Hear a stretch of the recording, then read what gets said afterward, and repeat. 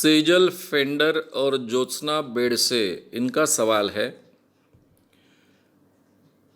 एक बार एग्ज़ाम में मैं गई, तब मुझे कुछ भी याद नहीं आया कुछ समय तक, और बाद में याद आया।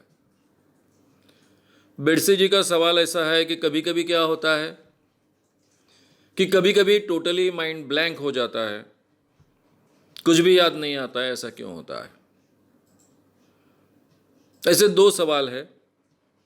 पहले सवाल में यह भी था कि जिस विषय की मेरी बहुत अच्छी तैयारी हो चुकी थी वही मुझे याद नहीं आ रहा था। यह अनुभव जो आपने पूछा है हर व्यक्ति को आता है। कभी कभी कुछ चीजें हमें याद नहीं आती है।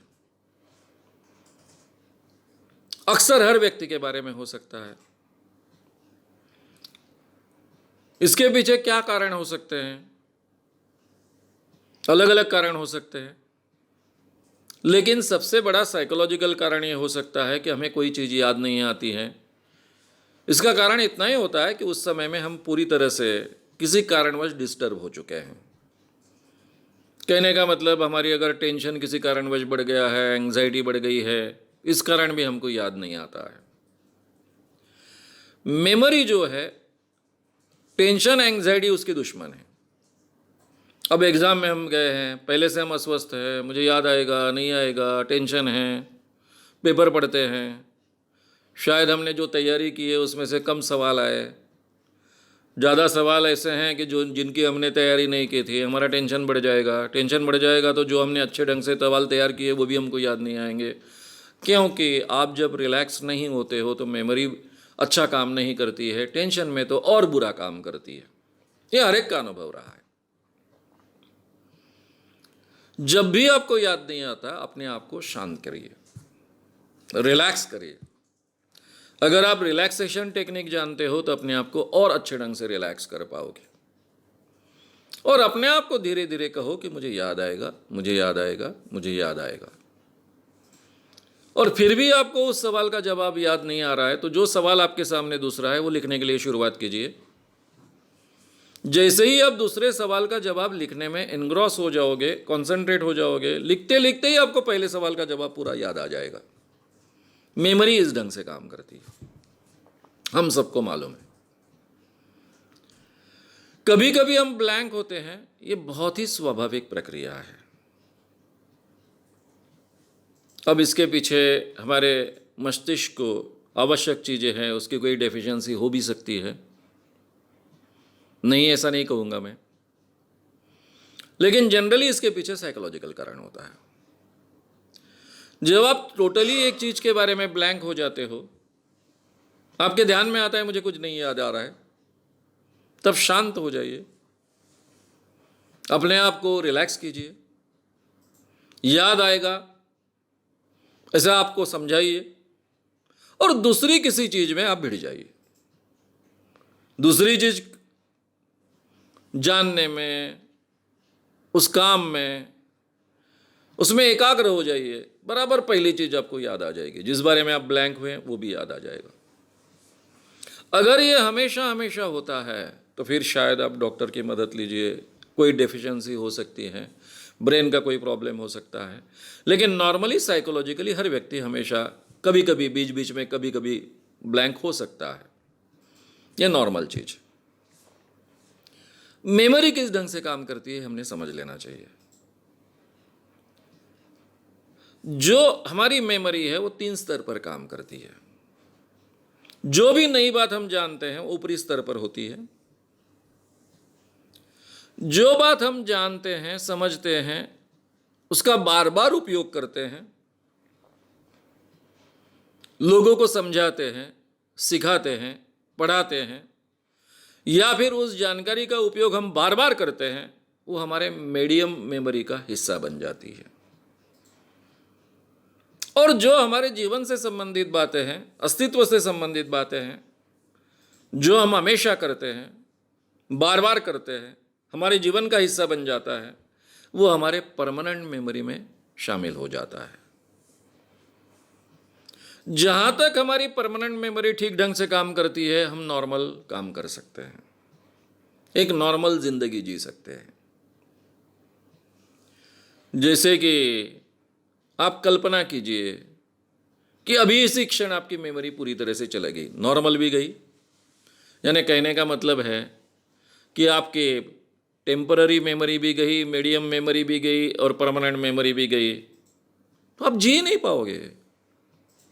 मैं कौन हूं पता नहीं, मेरा नाम क्या है पता नहीं, मेरा घर कहाँ है पता नहीं।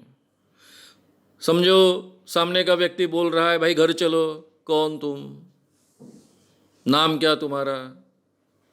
अपने ही पिताजी को हम पहचान नहीं पाएंगे, अपने ही पति को हम पहचान नहीं पाएंगे, ऐसी स्थिति हमारी हो जाएगी।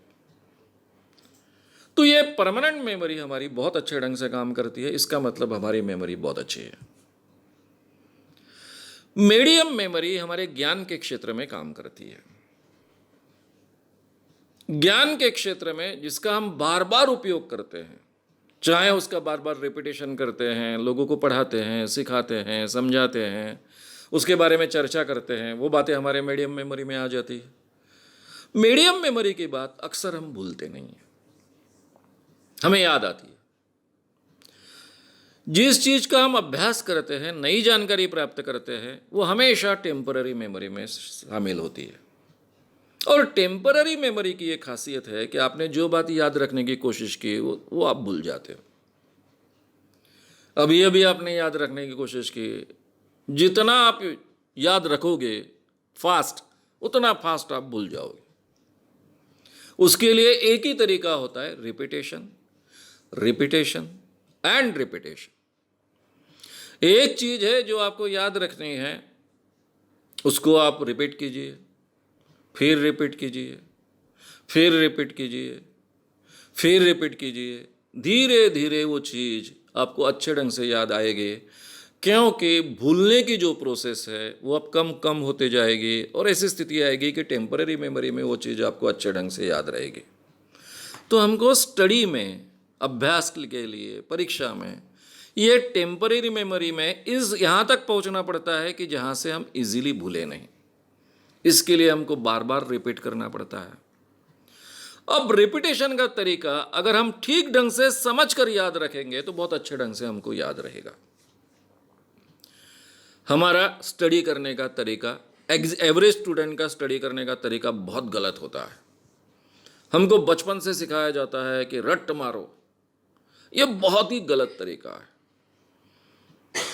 सभी अर्थों से गलत तरीका है। ये रट मारने से कोई चीज़ हमारे ठीक ढंग से ध्यान में नहीं रहती है, और रट मारने वाले कभी जिंदगी में सक्सेस भी नहीं हो सकते हैं।